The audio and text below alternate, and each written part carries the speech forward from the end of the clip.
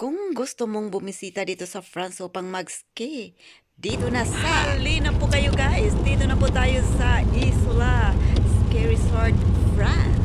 Hindi lang po mag-ski, ang importante ay makapag-relax. Talagang excited naman po ako at 2 nights po kaming mag-i-stay. Ito'y pinupuntahan talaga ng mga turista. Ako naman talaga ay gustong makaranas ng snow. Gusto kong humiga o kaya dumampi lang sa aking mga balat. Ang snow ay masaya na po ako niyan. Dahil naman wala po sa Pilipinas ang snow, kaya ignorante at curious si Lola. Talagang chinecheck namin muna guys bago pumunta ang weather forecast na talagang snowing talaga. Ayan, nararanasan ko na talaga ang snow. At of course, chicken time. Tonight or tomorrow? Yes. Oh, it's no problem. Any problem? Okay. Yes, no problem. Nasa 3rd floor ang aming kwarto. So, bilisan natin guys. So, sa Airbnb na ako nag-book. Maliit lang ang kwarto pero maaliwalas. Ayan ang CR. Medyo malaki naman at malinis na malinis.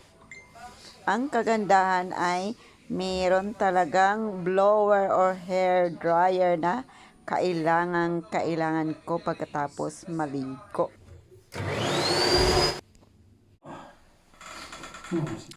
Chastillon 4 stars hotel.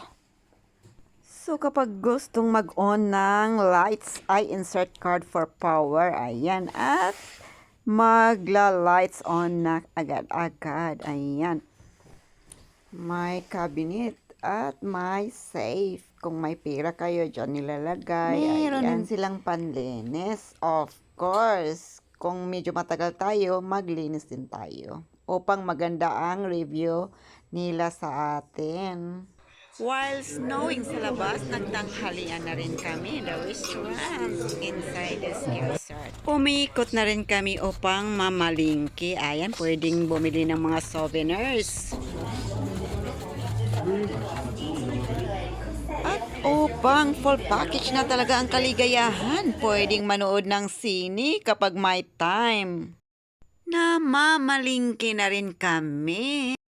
Good for 2 nights na pagkain at kami na yung magluluto sa loob ng hotel. Makaka-safe talaga tayo kapag tayo na ang magluluto. Ayan, sa Airbnb na po tayo. Simple lang naman ang niluto kong dinner. Nagpapakulo lamang ng gulay at saka ravioli. In 15 minutes ay ready na ang aming dinner. Dinner time! There's artichokes. Hmm? Which one?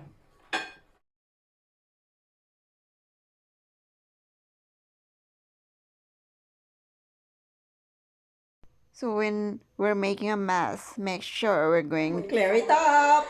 Mas maganda at meron naman silang dishwasher.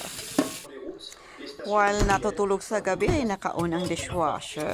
Upang pagising sa umaga ay ready naman ang mga plates for breakfast. At kung gusto nyo namang kumain sa restaurant nila, ayan, meron din silang buffet kung marami kayong baon na pera.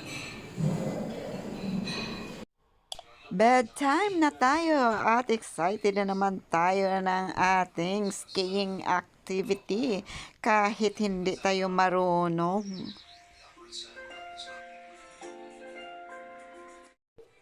At bago maghahanda ng breakfast ay sisilipin muna natin ang labas. Kagandahan at pag-open naman ng ating kortina ay ang sarap tingnan sa labas. Ayan. Mukhang hinahanda muna ang snow para sa mga bisita. Ayan. Ang sarap sa mata tingnan.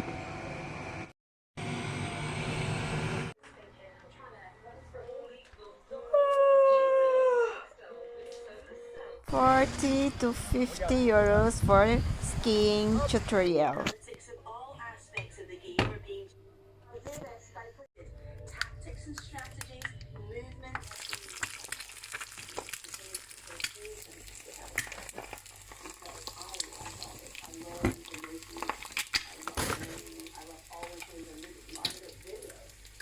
using this kind of over and over again, I've certainly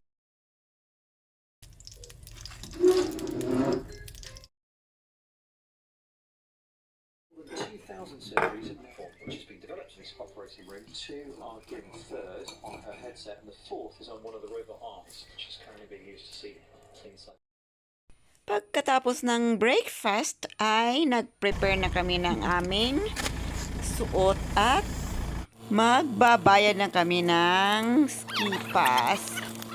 Nakapag-decide ako na magpaturo muna ako ng 1 oras. So magbabayad kami ng at least 50 euro for 1 hour.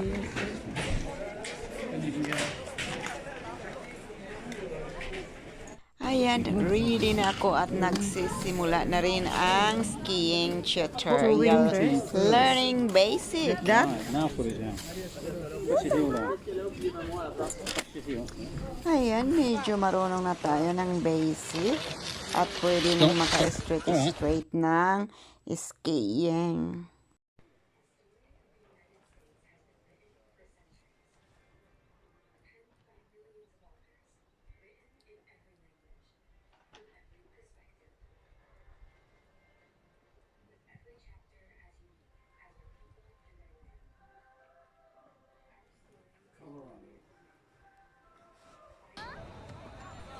At syempre, hindi naman nagpapahuli ang asawa ko at enjoy na enjoy siya sa kanyang pag-ski. Ayan, di bali na at di masyadong marunong mag-ski. At least natutunan na ang basic kung paano ito gagawin. Yeah. Pagkatapos naming mag-ski ay bumalik na sa hotel. At naisipan kong mag-swimming muna sa gabi. Susulitin na talaga ang holiday.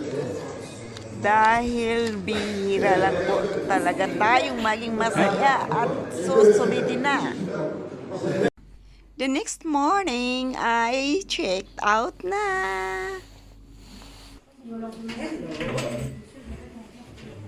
thank you very much. You have a night, yes? You get. Okay.